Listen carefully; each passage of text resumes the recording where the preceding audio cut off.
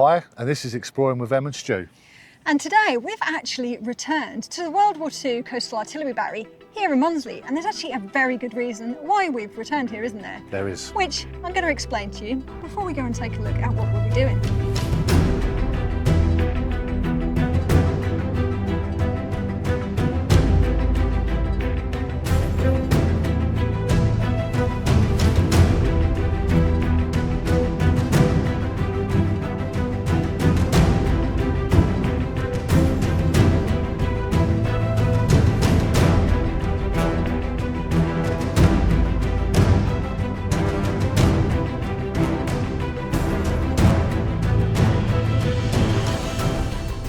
So you may remember last year we actually came to this gun battery and we made a video about some of its history and information and show you the best we could.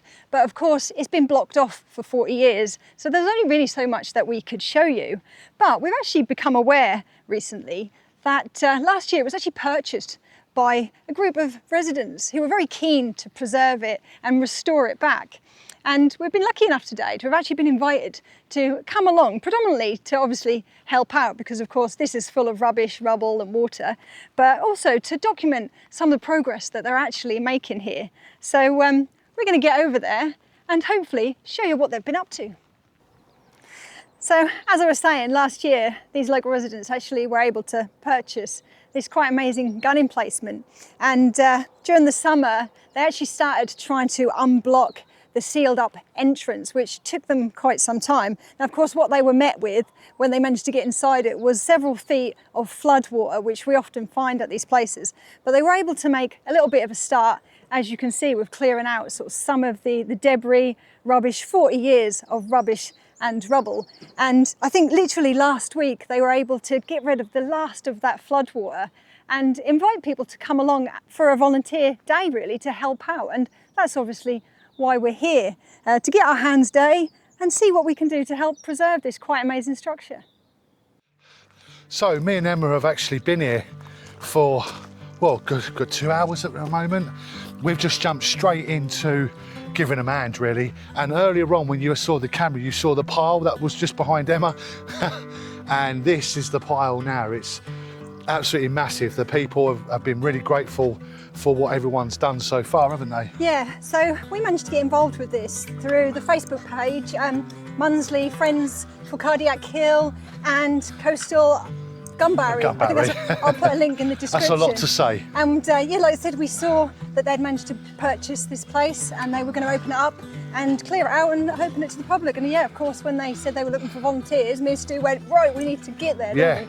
And there's quite a good group of people here today, aren't they? And working really hard. I mean, we'll sort of try and show you a little bit without being intrusive what people are up to. Some people are digging, some people are carrying wheelbarrows, some people are just doing a bit of gardening. Well, I've been doing the wheelbarrowing, so helping a chap down here. So this is basically the battery. You've seen this before, and then we've got the volunteers just over here and down in the depths there, haven't they? I've been down there digging in the mud and the sludge and all sorts of things that we've been finding down there. But they have promised us that when the volunteers leave, they'll actually let us take you for an actual tour inside this. So we're quite excited about that. That's it. But we don't want to look lazy, so we're going to get back on and get back down. Get down there. So we'll see you in a bit.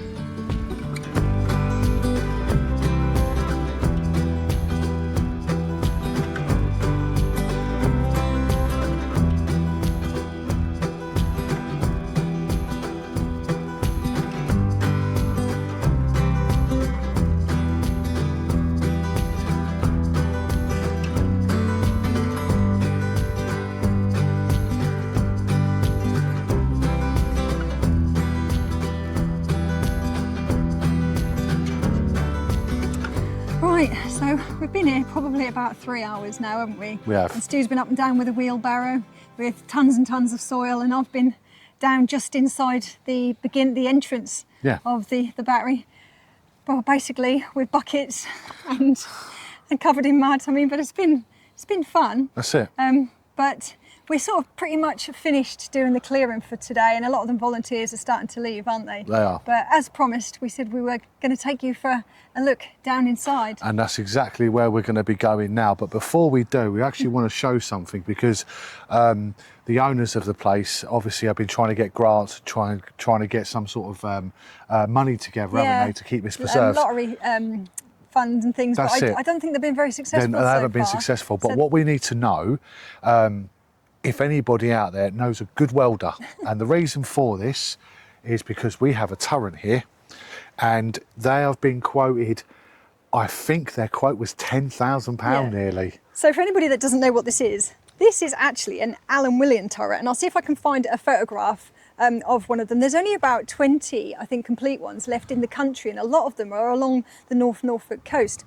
And when they were repairing some of the seawall just a few months ago, I think, you may have seen it in the local papers, they actually found the remains of what somebody identified as an Allen William turret. It was a type of pillbox almost, and this is it. But they do need somebody who can weld it back together again, and like Stu just said, they were quoted something like £9,000, £4,000. And if anyone's a volunteer out there, like we've volunteered today, and like these wonderful people here have volunteered, we've got all walks of life here, with roofers, we had a lorry driver and everything, just literally come down and dig all this out today. So if anyone's out there that can actually help us and get this welded, it would be fantastic, wouldn't it? It would, yeah. And it would be amazing to see this thing actually recreated and brought back to life, because like I said, they're quite rare really. They are. But anyway, as promised, we're gonna get the big torch out now that everybody's sort of, I think they've all come out of there now. We let everybody else do their photography and everything down there, and take you for a little tour. It's quite dark, isn't it? It's still quite muddy, but we've worked, well, all of us have worked really, really hard today, and we'll show you what we've been up to when we get down there. We'll see you down there. Right, so here we are. This is where I've actually spent my morning and afternoon trying to clear out this part of this complex, and it might not look like a very big area, but I can tell you we got rid of an awful lot of wheelbarrows worth of, concrete, rubbish, mud, bricks, all sorts of things. But of course you want to actually see the actual structure itself. So as you can see, I've just come down here. Now this is actually an entrance that's to the back of the actual gun emplacements. I've got those just in front of me here. And just to the side here, we've got what is very likely an ablutions. Toilet would have very likely been in there. I don't think there's any evidence of any sort of plumbing, so possibly just a chemical toilet, something that we often see. And normally just inside, opposite sort of where the guns are, we normally find a crew shelter, and we think that's what we've got here. This is very stereotypical of the sort of ones that we've seen in places such as Bulldozers and other sort of gun batteries that we've been to. And there's normally sort of telltale signs that this was used by crew, the main one being the fact that just down here, as you can see, we've got a stove, or certainly the emplacement for a stove. Of course, this would have had like a potbelly type stove. They would have been able to not only heat the room, and they would have been able to maybe heat a cup of tea as well. But as you can see at the moment, it's full of bricks and things. Now we've been digging these out of all the rubble, and these are some of the sort of decent ones that we decided to keep just in case they were of any use, maybe to sort of fill up gaps and things. But this room was absolutely covered when we first came in here this morning, mainly with mud and just sort of deteriorated rubbish and things, and it really didn't smell very nice. But I'm going to get you out and have a look at the gun emplacement next, because that's just to the right there. And so just coming out that little room that we're going to assume was very likely a little cruise shelter, with the entrance that we came down just behind me here, we're now walking down this small gallery that actually leads up to the gun emplacements themselves. And we'll take you up these stairs. Now, if you watched our previous video that we did here about 18 months ago, I think we actually took a little peek through this grate to sort of try and show you what it was like. But of course now we can actually take a proper look at what it's like inside, and it's, I mean, it certainly doesn't disappoint. This is quite incredible really, to actually be down here finally. But just here, we've got some ammunition, shelving, Very likely sort of more of an expense magazine where they were ready just to sort of put straight into the guns. This is a little different to the ones that we've seen in the past. So we're going to sort of assume that there could have been expense magazines out there where the actual gun houses were. Of course, they were sort of pulled down not long after this closed. But we're going to carry on having a little look around. And yeah, we're quite excited to show you what's down here.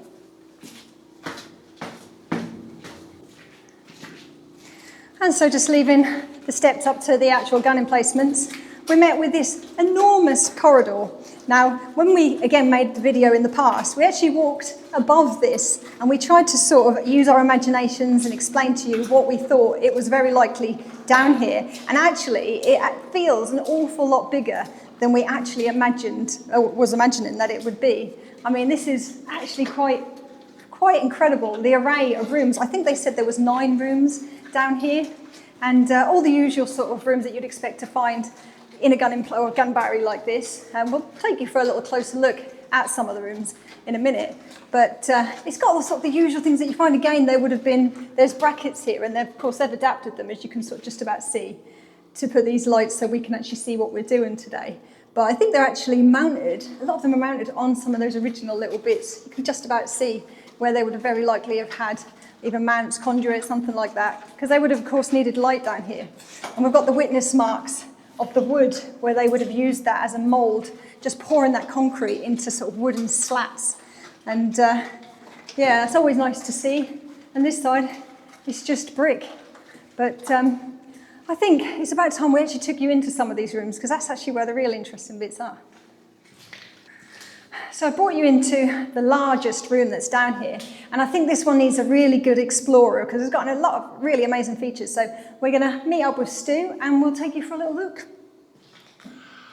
So we've walked into the first of the rooms that we're going to be taking you around, and we believe, well, say we believe, we know this was a crew bunk room, isn't it? It certainly was, and yeah. It's quite amazing, actually. This is actually pretty much right in the middle, I think, of that long corridor, isn't it? And it's full of original features, some of which we very rarely see in these places. So we thought, do you know what, we'll just turn the camera around and we'll just take you for a little look. Yes, so I mean, literally, Emma's going to literally standing behind where the bunk has been pulled out in situ. I know, look at this. It's actually got the original bunks. And this is quite cool because this one has actually been pulled down in the past, and you can actually see where the bunk beds obviously would have been. I mean, look at these stalactites hanging from there.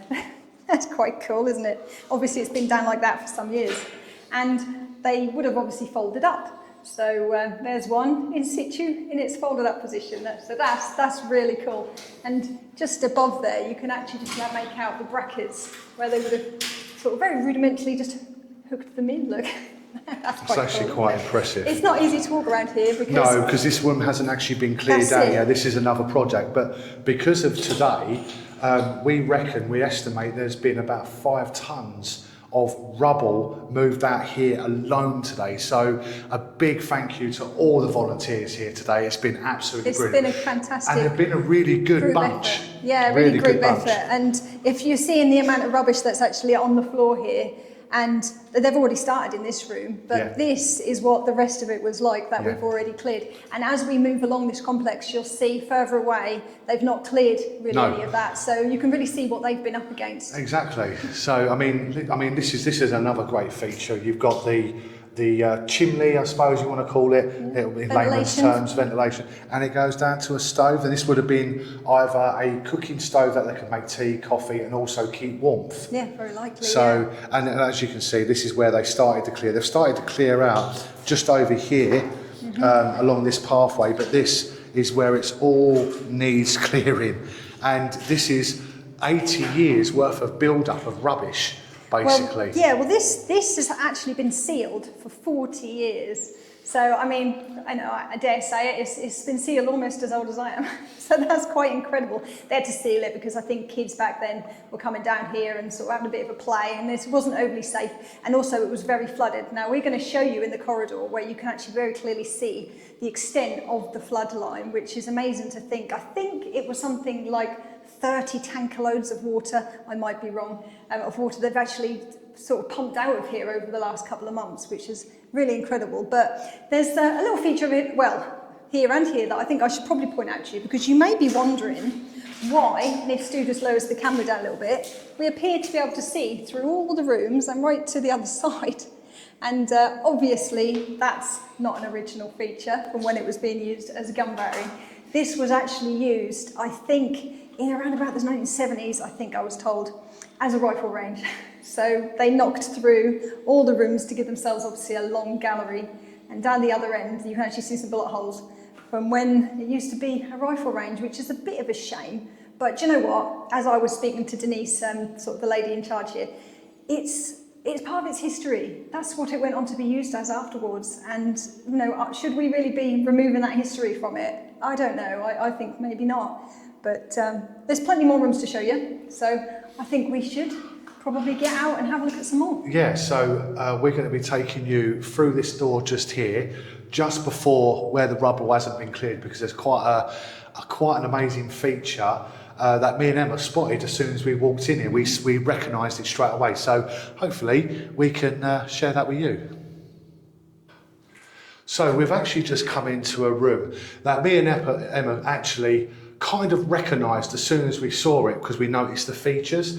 The TV bracket on here, yeah. TV bracket, obviously shelving, could have been vanity, mirror, anything like that on there really. But what gives it away for what this room actually is, if you have a look here and here, and obviously up here, this is electrical conduit, so a switch would have been here at some point, and it would have been either dangled off there as a pull cord. It looks as if it possibly went along the ceiling. Along the top. I think that's just been bent over the years. It probably has, but as you can see here, same brackets in the last room that we showed you here. This would have been this probably is a single bed occupancy, which obviously means this is where the commander, the in charge person, would have been here. I don't know if it was a captain here, if it would have been a lieutenant. I don't actually know. I don't really know the history of that. But we do know this would have been a man of importance. Yeah, I mean, they didn't share usually with the rest of the crew. We find that when it comes to RAF bases, United States Army Air Force, things like that is always the case. They have their own quarters and things like that. But this is the room where that person would have actually been, and you can clearly see where is it? Just over here. This is where a stove would have been, so it would have been very nice and cosy and comfortable. Yeah. We have ventilation just here, and he's got a nice sea view once upon a time, but now the grass has grown up over the loophole. Not to mention the fact that looks inland. Yeah, it might well be actually. Yeah. That actually points over to the houses. That actually was offices. That I've just been told by the owners of this, who own that house, they were the actual officers' messes. Oh right, that's interesting. So, and the hotel was commandeered as well. Yes. But we do know that the people that own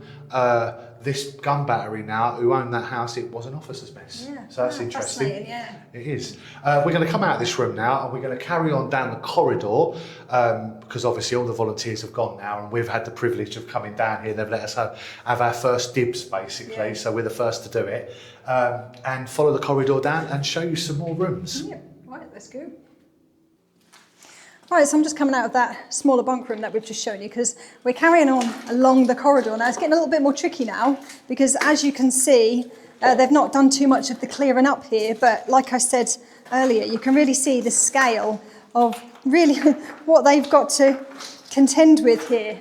I mean, these rooms, if I just show you into this little one, they've started clearing it. I mean, this almost looks like it could have had a fire at some point. It's a little bit dark. I mean, my torch isn't even really doing it justice, but this is actually quite cool, if Stu can just bring you in here, because this has actually got a little piece of electrical conduit with this part of the switch in place.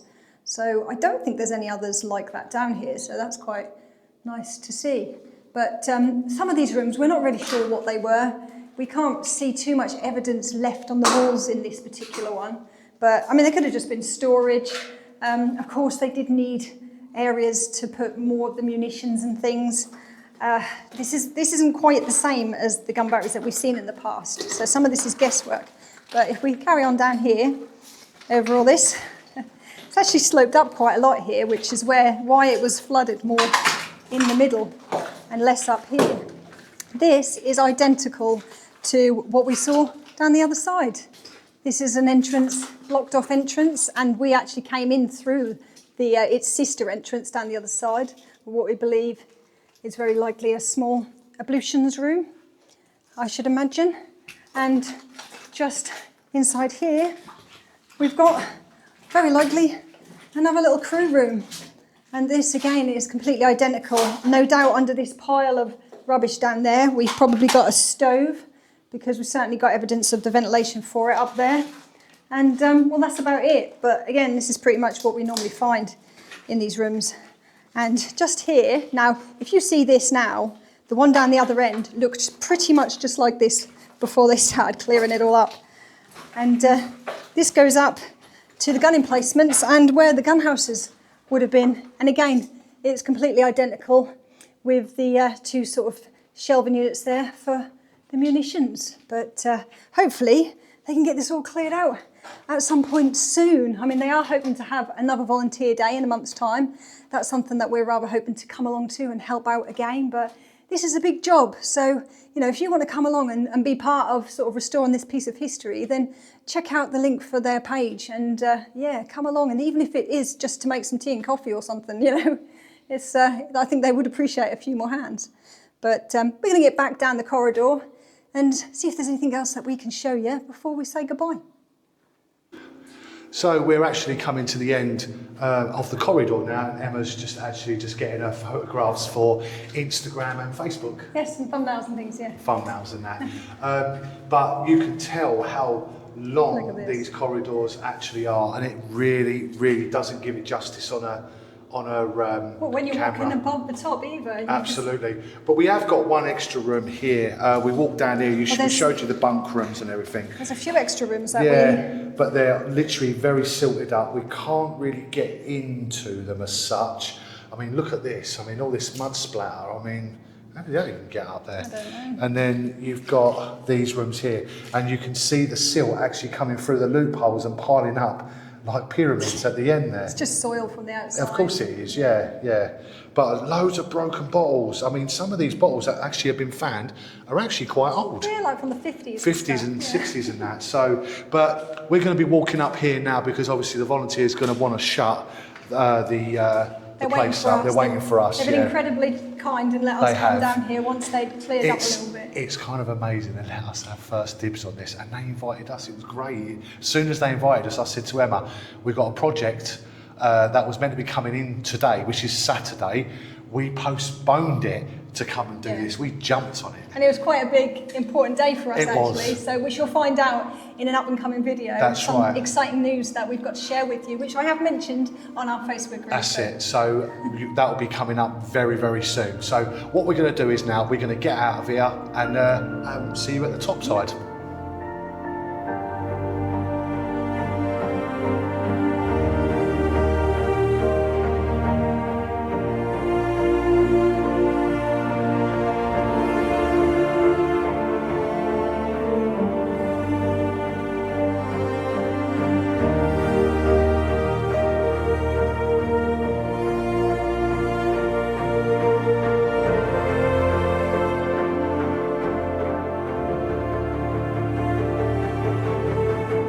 So we've actually come to the end of our video now. We hope you've really enjoyed this video. It's been an absolute privilege for us to be invited here to do the filming. It is, so thank you to those who invited us. And of course, if you want to get involved with helping out, then check out the link for the Facebook page of the guys who are the custodians of this place, the owners of this, because there's so much more work to be done here, as you can see, and we are just so grateful and honoured, actually, aren't we? We are. That we've been given the opportunity to be, I think, probably the first YouTube channel, I'm going to say, to actually come and film this, having obviously visited this place many a times and never been able to see inside. So to have the experience of visiting a bunker that's been sealed for 40 years is just amazing. A bit of a dream come true, really, isn't it? It is. Bucket list completed. But obviously, please don't forget to like and subscribe to our channel. It's been building us. It's completely free to do. So thank you for the people that have watched it and liked it. That's it. And of course, if you like military structures, local history, things like that, then we've got plenty more videos better than this one actually, because this was just a casual day vlog, wasn't it? So check out the playlist. Again, it'll all be in the description or at the end of the video. That's it.